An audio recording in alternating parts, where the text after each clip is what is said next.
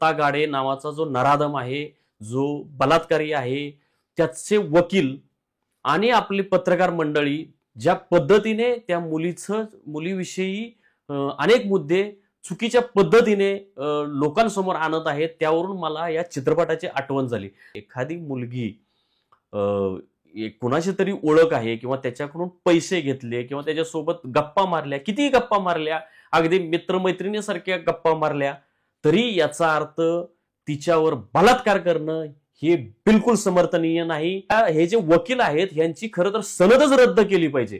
त्यांना समज दिली पाहिजे बार कौन्सिलने, आणि जे सरकारी वकील आहेत त्यांनी न्यायालयाच्या समोर ही बाब निदर्शनास आणून दिली पाहिजे की त्या मुलीला बदनाम करण्याचा प्रयत्न हे वकील आरोपीला वाचवण्याच्या ऐवजी त्या मुलीला बदनाम करण्याचा ते प्रयत्न करतायत आणि तशा चुकीच्या पद्धतीने प्रसार माध्यमांमध्ये वार्तांकन होत आहे. नमस्कार, लयबारीमध्ये आपल्या सगळ्यांचं स्वागत. मी काही वेळापूर्वी पुण्यातील स्वारगेट एसटी बस स्थानकामध्ये जी बलात्काराची जी घटना घडली त्याच्यावर मी एक व्हिडिओ बनवला होता. त्यानंतर लगेचच मी हा एक दुसरा व्हिडिओ बनवायला घेतोय.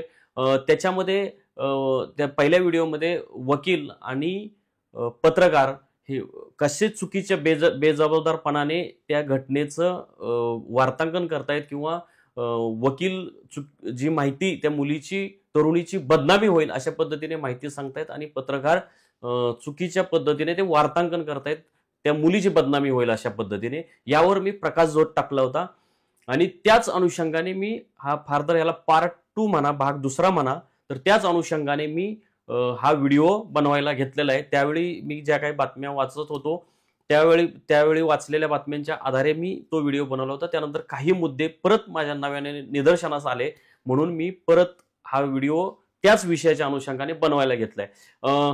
मला वाटतंय की आपल्यापैकी बऱ्याच जणांनी किंवा काही जणांनी पिंक नावाचा हा चित्रपट पाहिला असेल. 5-6 वर्षापूर्वी मी हा चित्रपट पाहिलेला आहे. सगळ्या गोष्टी क्लिअर खट्ट मला आठवत नाहीत, परंतु त्यातला गाभा, प्रमुख जो गाभा आहे तो स्पष्टपणे आठवतोय की तो चित्रपट कसा होता. तर तापसी पन्नू या अभिनेत्रीने त्या चित्रपटामध्ये फार चांगली भूमिका निभावलेली आहे, चांगला अभिनय केलेला आहे आणि तिचे काही मित्रमंडळी असतात आणि त्यांच्यासोबत, म्हणजे ते जे मित्र आहेत त्यांच्यासोबत ती अगदी रात्री उशिरापर्यंत फिरत असते, वावरत असते आणि किंबहुना दारू सुद्धा पबमध्ये वगैरे जाऊन दारू सुद्धा पिते आणि मग त्याच्यानंतर तिच्यावर अतिप्रसंग करण्याचा प्रयत्न तिचे मित्र करतात, तिच्यावर बलात्कार करायचा प्रयत्न करतात, विनयभंग तिचा केला जातो आणि मग त्याच्यानंतर ज्यावेळी ती तक्रार करते की माझ्यावर विनयभंग अतिप्रसंग करण्यात आला, ती तक्रार करते आणि त्यानंतर तिची बदनामी अशी केली जाते की तीच दारू पित होती किंवा तीच ह्या मित्रांबरोबर फिरत होती. तर कायदे हे बघा, दारू पिलं किंवा ह्या अशा लोकांबरोबर फिरलं म्हणून त्यांच्यासोबत काहीही अनैतिक गोष्टी करण्यासाठी, म्हणजे जे विनयभंग किंवा बलात्कार या व्याख्येमध्ये मोडतात, याला तिची संमती होती असा अर्थ बिलकुल होत नाही. तर मुद्दा मला हा चित्रपट आठवण्याचं कारण म्हणजे ज्या पद्धतीने आता जो दत्ता गाडे नावाचा जो नराधम आहे, जो बलात्कारी आहे, त्याचे वकील आणि आपली पत्रकार मंडळी ज्या पद्धतीने त्या मुलीविषयी अनेक मुद्दे चुकीच्या पद्धतीने लोकांसमोर आणत आहेत, त्यावरून मला या चित्रपटाची आठवण झाली.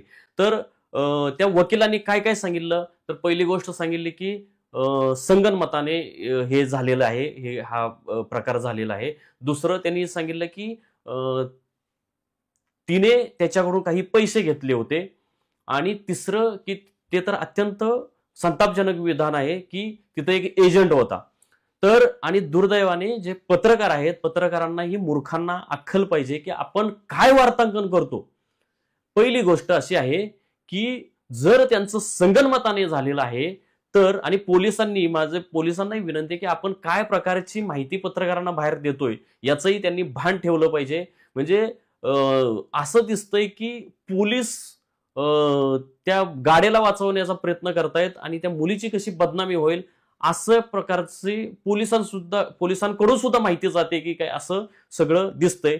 माझं तर असं म्हणणं आहे की बार कौन्सिलने याची गांभीर्याने दखल घ्यावी आणि जे ते वकील महाशय आहेत, मला त्यांचं नाव आठवत नाही, नाहीतर मी त्यांचं नाव सुद्धा कॅमेरा समोर घ्यायला काही लाजणार नाही किंवा घाबरणार नाही. तर हे जे वकील आहेत यांची खरं तर सनदच रद्द केली पाहिजे. त्यांना समज दिली पाहिजे बार कौन्सिलने. आणि जे सरकारी वकील आहेत त्यांनी न्यायालयाच्या समोर ही बाब निदर्शनास आणून दिली पाहिजे की त्या मुलीला बदनाम करण्याचा प्रयत्न हे वकील आरोपीला वाचवण्याच्या ऐवजी त्या मुलीला बदनाम करण्याचा ते प्रयत्न करतायत आणि तशा चुकीच्या पद्धतीने प्रसार माध्यमांमध्ये वार्तांकन होत आहे. एक तर की जर संगनमतान त्या दोघांचं काही संगनमत होतं असं जर आपण गृहीत धरलं तर कोणीही माणूस कुठलीही मुलगी संगनमताने एका एसटी मध्ये जाऊन असले सेक्स सारखा घाणेरडा प्रकार एसटी बसमध्ये जाऊन करेल किंवा त्याला मान्यता देईल हे कदापिही शक्य नाही. सकृतदर्शनी ह्याला संगनमताने सेक्स केला किंवा असं बिलकुल म्हणता येणार नाही. उलट ती पहिल्या एका एसटी मध्ये बसली होती, याने तिला तिकडे जाऊन तिचे काय तिच्या डोक्यात काही चुकीच्या गोष्टी सांगितल्या किंवा एसटी तिकडे लागलेली असं सांगितलं, काही गोलमाल केला, ते चौकशीतच समोर येईल आणि दुसऱ्या एसटी मध्ये नेलेलं आहे. आणखीन एक लक्षात घ्या की तिथं असे म्हणजे गलिच्छ प्रकारचे पत्रकारांनी जे समोर गोष्ट आणलेली आहे की अन्य एसटी मध्ये सुद्धा असे कंडोम बिंडोम सापडलेले आहेत. याचा अर्थ की तिथं असले घाणेरडे प्रकार करणारे ह्या गाड्यासारखे अनेक गलिच्छ माणसं तिथं मोठ्या संख्येने आहेत. हा जो गाड्या आहे याने ह्या तरुणी सोबत जे घाणेरडा प्रकार केला तो कदाचित आणखीही मुलींसोबत केलेला असू शकतो. त्या बाकीच्या एसटी मध्ये दुसरी जी एसटी होती त्याच्यामध्ये जे कंडोम साड्या वगैरे सापडलेले आहेत त्याच्याही मागे हा गाड्या आहे की गाड्यासारखे आणखी नतद्रष्ट आहेत हे सुद्धा पोलिसांनी तपासलं पाहिजे. वकील म्हणतात की संगनमताने केलेलं आहे, तर मला वकिलांनी सांगावं की संगनमताने केलेला प्रकार हा काय त्या एसटी मध्ये जाऊन कुणी करतं का, बसमध्ये जाऊन करतं का? दुसरं की तिने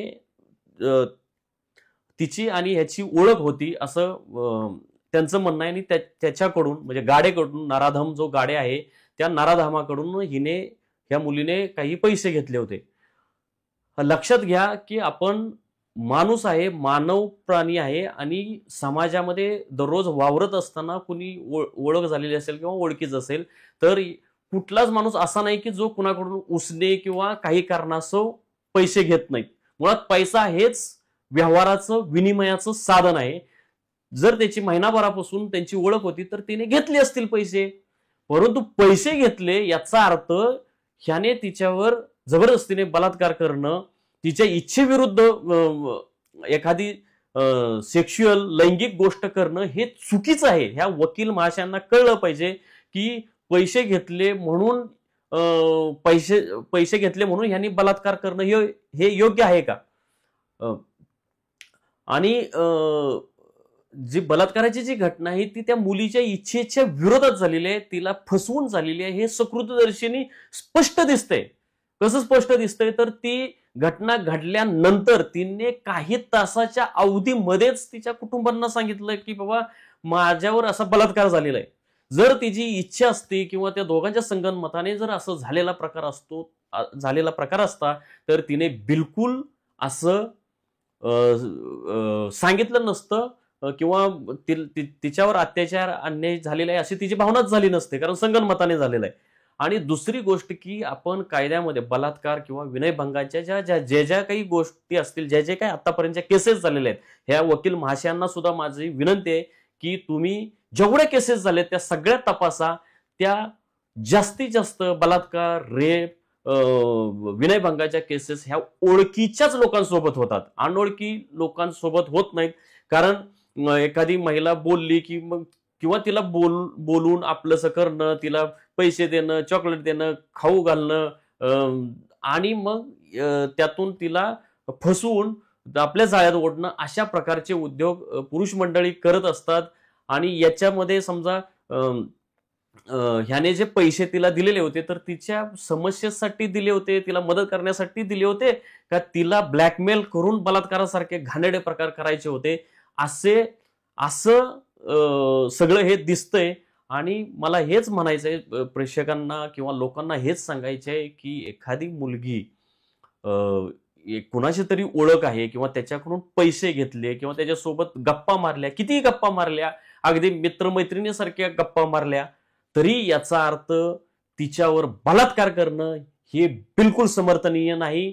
असं उलट ओळख असताना किंवा पैसे दिले म्हणून जर त्याने हा प्रकार केला असेल तर तो अधिक गंभीर आहे असं माझं म्हणणं आहे.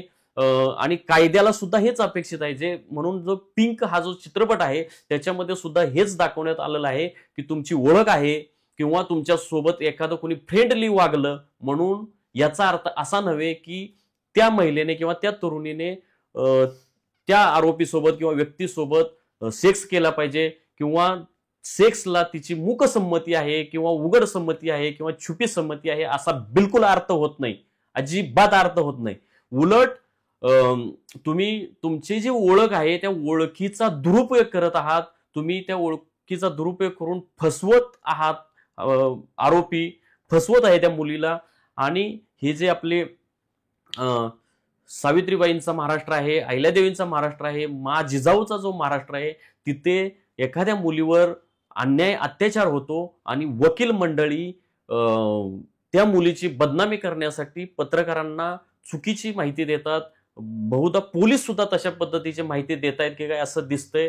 आणि पत्रकार सुद्धा, म्हणजे मी पत्रकारितेत 25 वर्ष आहे. लोकसत्ता, सकाळ या वृत्तपत्रांमधून आम्ही वार्तांकन केलेलं आहे. तर अशी घटना लिहिताना ती कशा पद्धतीने लिहिली पाहिजे याचं भान पत्रकारांनी ठेवलं पाहिजे.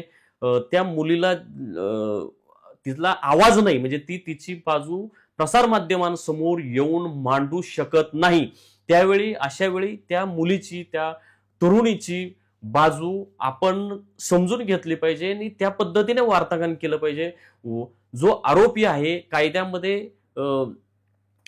जो आरोपी आहे त्या आरोपीनं त्याचं जे काय म्हणणं आहे ते न्यायालयासमोर मांडावं, कोर्टात मांडावं. आणि तो जर निर्दोष असेल तर तो कोर्टासमोर मांडलं पाहिजे.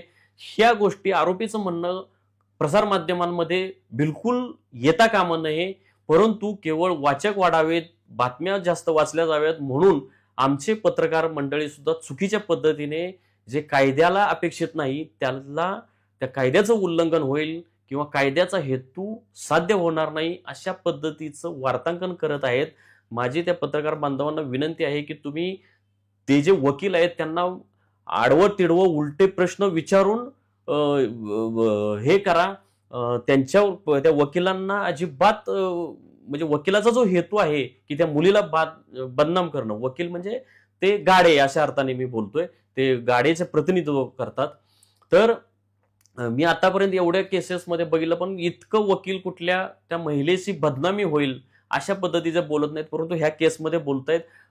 याची बार कौन्सिलने सुद्धा दखल घ्यायला पाहिजे आणि हे जे वकील महाशय आहेत यांची सनद रद्द करण्यासाठी प्रयत्न करायला पाहिजेत. बार कौन्सिलने, मुंबईचं प्रमुख जे मुंबई उच्च न्यायालयातलं बार कौन्सिल असेल, पुण्याचे असेल, तर या लोकांनी ही गोष्ट गांभीर्याने घ्यावी आणि त्या महिलेची बदनामी होणार नाही याची काळजी घ्यावी. ती जी मुलगी आहे ती एका ग्रामीण भागातली आलेली आहे. लक्षात ठेवा, का ग्रामीण भागातून आलेली आहे. तिच्या आईवडिलांनी तिला शिक्षण दिलं असेल, शिक्षणावर खर्च केला असेल, ती नोकरी करते आणि ती तिच्या गावी जायला निघालेली होती आणि तिच्यावर हा झालेला अत्याचार आहे त्या कायदेशीर मेरिटवर बोलण्याऐवजी तिची बदनामी कशी होईल, तिचे नातलग, तिचे पालक आणि ती स्वतः मॉरली कशी डिस्करेज होईल अशा पद्धतीचे प्रयत्न हे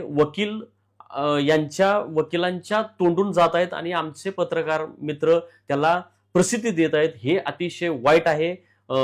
खरं तर जे सरकारी वकील आहेत, त्या मुलीची जे बाजू मांडणारे जे सरकारी वकील आहेत यांनी तातडीने, म्हणजे आता काहीतरी मला वाटतं 12 तारखेपर्यंत त्याला नराधम गाडेला पोलीस कोठडी दिलेली आहे, परंतु उद्या तातडीने न्यायालयासमोर ही बाब आणून द्यावी की त्या मुलीची बदनामी होते आणि तिला ज्या गोष्टी कॅमेऱ्यासमोर येऊन ती बोलू शकत नाही, तिचा बाजू ती मांडू शकत नाही, ती फक्त न्यायालयातच आपली बाजू मांडू शकते. अशा महिलेची बदनामी होते आणि हे न्यायाधीश महाराजांसमोर सरकारी वकिलांनी तातडीने आणलं पाहिजे आणि त्या वकिलांना निर्बंध घातले पाहिजेत की तुम्ही अशी त्या मुलीची बदनामी होईल अशा पद्धतीचं म्हणजे बोलू नका. म्हणजे हे काय संगनमताने केलं, त्याच्यानंतर पैसे घेतले होते किंवा तिथं एजंट उभा होता म्हणजे काय?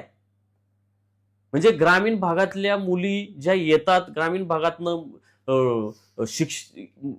मुंबई पुण्यासारख्या ठिकाणी ज्या मुली येतात त्या शिक्षण घेतात, खडतर परिस्थितीवर मात करतात, नोकरी करतात, त्यामागे ते त्यांच्या आईवडिलांचं नाव मोठं करण्याचा हेतू असतो आणि अशा मुलींवर तुम्ही चिखलफेक करता हे अतिशय चुकीचं आहे.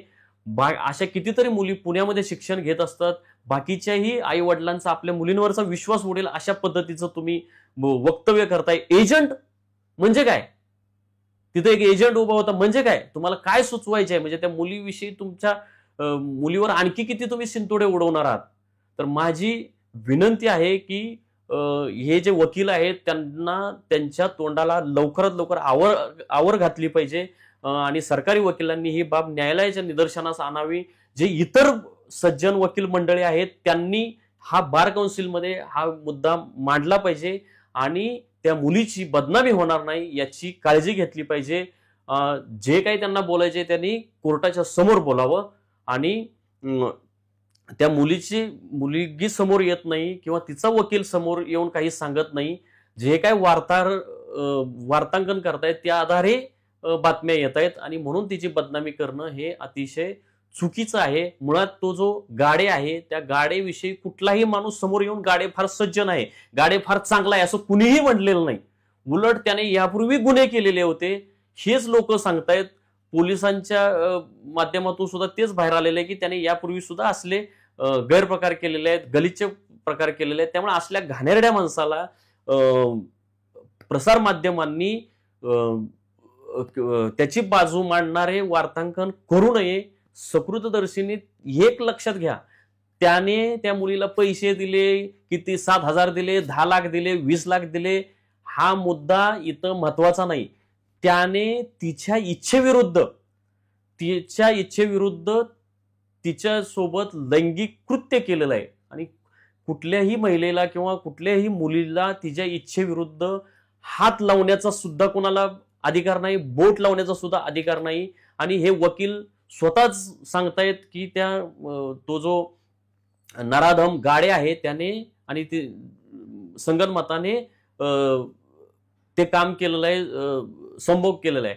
संगनमताने असं होऊ शकत नाही कारण ते एका एसटी मध्ये संगनमताने एकत्र आलेले दोन व्यक्ती हे एसटी मध्ये जाऊन असल्या घाणेरडे कृत्य कदापि करू शकत नाही आणि एवढ्या सकाळी म्हणजे मध्यरात्रीनंतर करू शकणार नाहीत. ती घरी जाणार होती, ती घरी जायला आलेली होती. घरी जाणारी मुलगी म्हणजे बाबा चला कुणाला तरी भेटू, आपण सेक्स करू आणि घरी जाऊ असं कुणीही ग्रामीण भागातल्या ग्रामीण भागातल्या लोकांचा स्वभाव मला माहित आहे. मी स्वतः ग्रामीण भागातून आलेलो आहे आणि त्याच्यामुळं हे जे तिचं म्हणणं, त्या मुलीचं म्हणणं जोपर्यंत समोर येत नाही, तिचं म्हणणं समोर येणं कठीण आहे कारण तिची ओळख लपवणं हे सुद्धा कायद्याच्या प्रक्रियेत सामील असणाऱ्या सगळ्यांचं कर्तव्य आहे आणि त्या कर्तव्यामध्ये हे जे आरोपीचे वकील आहेत ते कमी पडतायत किंवा ते उल्लंघन करतायत आणि त्या मुलीची बदनामी करतायत. आपला जो आरोपी आहे तो सज्जन आहे असं दाखवण्याचा जो त्यांचा प्रयत्न आहे तो अत्यंत चुकीचा आहे. त्याच्यामुळं माझी प्रसार माध्यमांना पहिली विनंती आहे की त्या वकिलांना, खाजगी वकील आहे आरोपी गाडेचा, ते काही बोलतील, काही सांगतील, ते हे सांगत असताना त्याने पैसे दिले म्हणजे बातमी कशी यायला पाहिजे की ह्याने पैसे दिले, आरोपीने पैसे दिले म्हणून तो तिला ब्लॅकमेल करत होता, त्या तरुणीला त्याचा गैरफायदा घेत होता असं वार्तांकन करून त्या गाडेला ठोकून काढलं पाहिजे. म्हणजे पत्रकारितेच्या भाषेत, पत्रकारितेच्या ह्याच्यात त्याच्यावर टीका केली पाहिजे, ठोकून काढलं पाहिजे म्हणजे टीका केली पाहिजे. तसं न करता त्या मुलीने पैसे घेतले होते, म्हणजे पैसे घेतले याचा अर्थ तिने सेक्सला संमती दिली असा बिलकुल अर्थ होत नाही. एखादा व्यवहार झाला असेल, कुणीही माणूस कुणाकडूनही उसने पैसे घेत असतो किंवा कोणत्याही कारणास्तव पैसे घेत असेल, अन्य कुठली कारणं असतील, परंतु याचा अर्थ पैसे घेतले म्हणून तुम्ही माझ्या शरीरासोबत काही करू शकाल असा बिलकुल अर्थ होत नाही. आणि इथं त्याने पैशाची मदत करूनच तिला त्याचा गैरफायदा घेतलेला दिसतोय, ओळखीचा गैरफायदा त्याने घेतलेला दिसतोय, म्हणून उलट त्याला जास्त शिक्षा झाली पाहिजे. म्हणून हे प्रकरण जास्त गंभीर आहे आणि पत्रकारांनी याचं भान ठेवलं पाहिजे. आणि जे खासगी वकील आहेत, आरोपीचे वकील आहेत, त्यांची सनद रद्द करण्यासाठी बार काउन्सिलने प्रयत्न केले पाहिजे. सुमोटो याची दखल घ्यायला पाहिजे, अशी माझी बार काउन्सिलला सुद्धा विनंती आहे. धन्यवाद.